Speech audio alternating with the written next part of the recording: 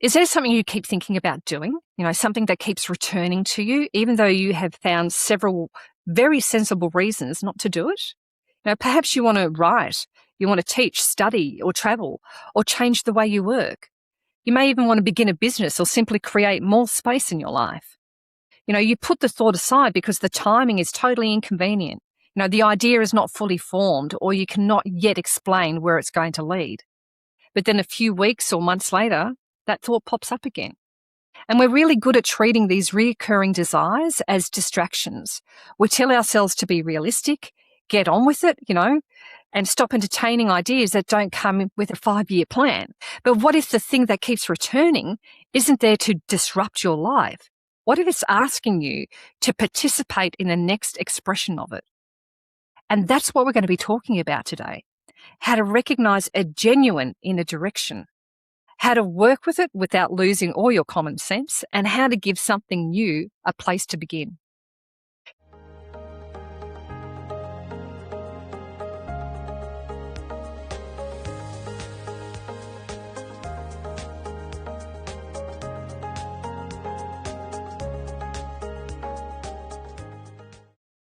Welcome to the Art of Beautiful Thinking. I'm Yvette, a metaphysical mentor, coach, and self-relationship teacher. And this is where timeless and metaphysical wisdom meets ordinary life, helping you know yourself more deeply, trust your inner direction, and consciously shape what comes next. And there is a simple metaphysical idea beneath this entire conversation, and that is life is creative. It's always seeking expression, and it's always seeking expression through you. And we think about a seed. A seed always becomes a tree, or it could become a plant, a flower, but it always becomes something. And it's the same with an idea. An idea becomes a desire to grow, to have a conversation, to start a business, to write a book, explore a new way of living. Whatever seeks expression must take form in some way. For instance, love will take form through care, wisdom through teaching, and courage through a decision. And you can see this everywhere. Before anything exists in physical form, it begins as a possibility. Somebody imagines a different way of doing something, and they feel drawn towards it. They give it attention. They make choices, take action, and eventually something that once existed only as an idea becomes part of the world. And that doesn't mean every thought needs to become a project.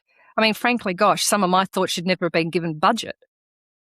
But it does mean that creation doesn't happen separately from us. We participate in it. And within the art of beautiful thinking, we understand that the authentic self is an individual expression of infinite intelligence.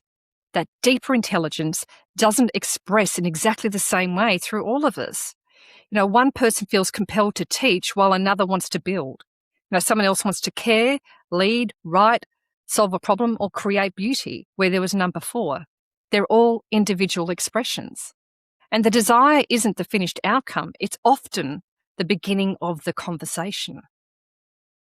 So how do you know whether something matters or whether you simply had an enthusiastic afternoon? For me, one of the clearest signs is persistence. That passing idea tends to disappear when the mood changes. But a deeper direction, it has a habit of returning. And you may ignore it, you may become busy or just decide it's impractical. But something in you continues to lean towards it. And there's usually more excitement involved, and the direction may also frighten you. It may require you to learn, to become visible, to have that awkward conversation, or to admit that you want something you cannot guarantee. Yet beneath those nerves, there's a quiet sense of recognition that this matters to me. And that is the difference from wanting immediate relief. Because after a dreadful week, we've all had the thing of wanting to move to a villa in Tuscany and refusing to answer our emails. And that can also feel like a sacred calling. And it just may be. But once you've actually slept on it and revisited it on the Monday, you tend to know that, oh, okay, I was just trying to run away from something. But a genuine direction usually remains when that immediate emotion has settled, and it becomes clearer as you engage with it. It doesn't merely promise escape, it actually asks something of you. And you may ask, well, does this keep returning when I'm calm or only when I'm actually frustrated? Or am I drawn towards something meaningful or away from discomfort? What quality would this allow me to express? Is that creativity? Is it freedom, wisdom, service, or courage? And what responsibility would come with that? And are you willing to learn what you don't yet know? So inner direction doesn't always arrive with certainty. And quite often it arrives as an interest, curiosity, or even a sentence that you keep saying over and over again with the one day I'd love to. And pay attention to what comes after that sentence, especially if it keeps repeating. I know for me, I used to always say to myself, one day I'd love to run my own business. And I remember doing that from being a very young kid. And whenever that thought would come up, I'd go, oh, when I get older, I'll figure it all out and things like that. And then as I got older, my own insecurities, my own thoughts about what if I fail, I'm not smart enough, all those things used to come up. Until I hit a point after going through a health crisis where I just went, enough. Life is too short. Do what you're here to do. And so I started investigating it and playing with the idea and figuring out what is it that I need to do to develop myself so I can create this business. And that's what I started to do, because one of the quickest ways to silence a new direction is to demand that it explain itself completely to you up front. And we say things like, where will this lead? Will it work? How much will I earn? What if I change my mind? What will everybody think of me? And we want the entire route to be given to us before we even take that first step. But of course we need to think responsibly. Of course we do. But we often expect a beginning to provide information that can only be discovered through participation. Because if you want to write a book, for instance, you will learn more by writing the first 10 pages than by spending 6 months wondering whether you are going to be a really good author or not. And if you're drawn to teach, running one small workshop will reveal more to you than just sitting there daydreaming about a future course. And if it's about a different way of working that appeals to you, well, then go and speak to somebody who's already doing it. Research the numbers, try a small version of it, and notice what actually becomes clear. Because clarity isn't always something you receive before you take action. Sometimes clarity is the result of taking action. And you're definitely not signing a lifetime contract with every step.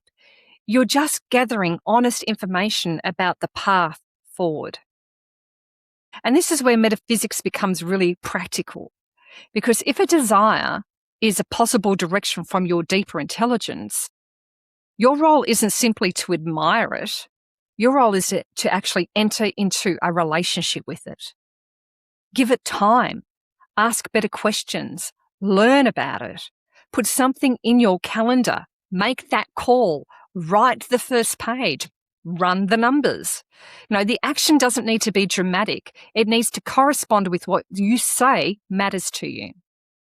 And if you say freedom matters, but every hour is already spoken for, well, then go and protect 1 hour. Put 1 hour aside. If you say you want to create, stop waiting for a free weekend to fall from the sky and make a small, regular appointment for yourself to start creating. And if you want a different future, begin by collecting the information that future is asking you to design. This is conscious participation. You listen inwardly and then you respond outwardly. The authentic self offers you direction. The conscious mind asks questions. It examines the facts. It creates a plan. Your functional ego helps you to operate in the world by sending that email, by making the booking, and by tolerating being a beginner. Infinite intelligence is not, going to be offended by you having a spreadsheet.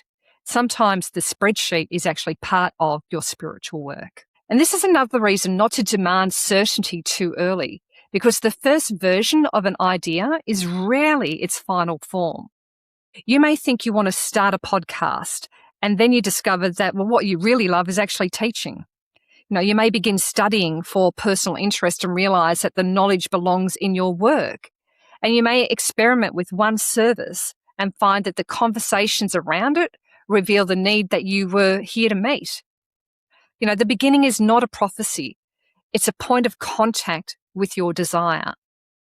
And we sometimes refuse to begin because we're afraid of choosing the wrong form. But forms can change. A book can become a course. A conversation can become a collaboration.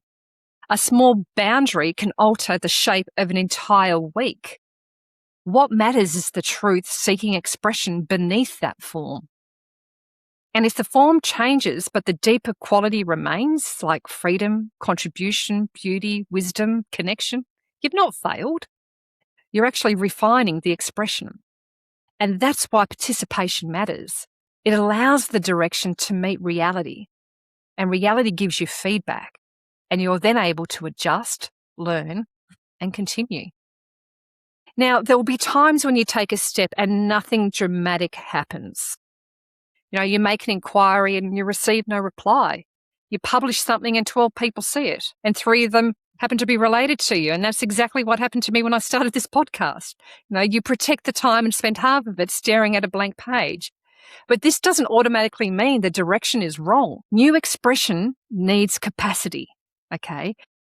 And ask us to develop patience, to develop skill, confidence, and sometimes it's also about a thicker skin. The first action may not produce an outcome, but it's producing the person capable of carrying the outcome. And this is where we can confuse alignment with ease. Sometimes, something can feel deeply true and it still requires a lot of effort. A meaningful direction may ask you to practice, to revise, to ask for help, to hear no, and to try again. And the question isn't simply, did this work immediately?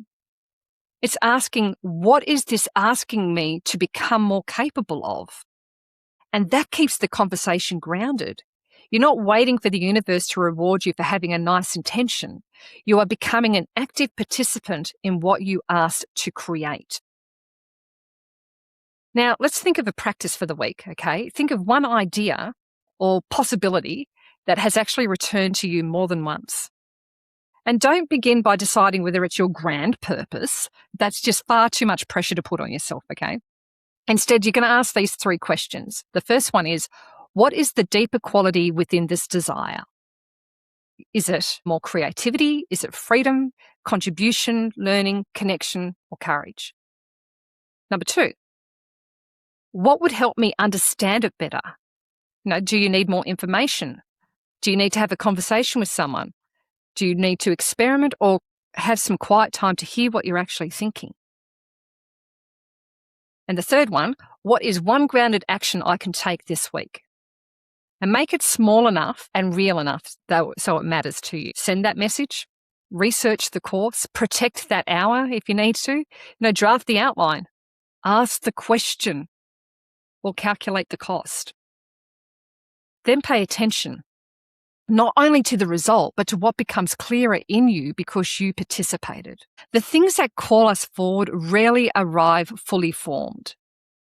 They often begin quietly as curiosity, a reoccurring idea, an unexpected pull towards something or a way of living you cannot quite stop imagining. And you don't need to treat every desire as a destiny, nor do you need to dismiss every desire until it can prove its value in advance. Meet it with curiosity, test it with discernment, give it a grounded place in your life and allow the next step to teach you something. That deeper intelligence within you provides the direction, but participation is what gives that direction a form. So if this conversation brought a possibility into focus, the Authentic Life Blueprint workbook gives you a structured way to explore your values, beliefs, and direction. And if you're actually facing a particular decision and would value focused one-to-one insight, you can also book a clarity reset session with me. And we'll look at what is calling you, what is clouding the decision, and what grounded next step is available. You'll find the links for both of them in the description. So thank you for joining me. I love you guys. And remember to think beautifully and live brilliantly. Ciao for now. We'd like to say a huge thank you to our incredible audience for your continued support. Our mission is to ignite your spark, empowering you to be a beacon of light for others.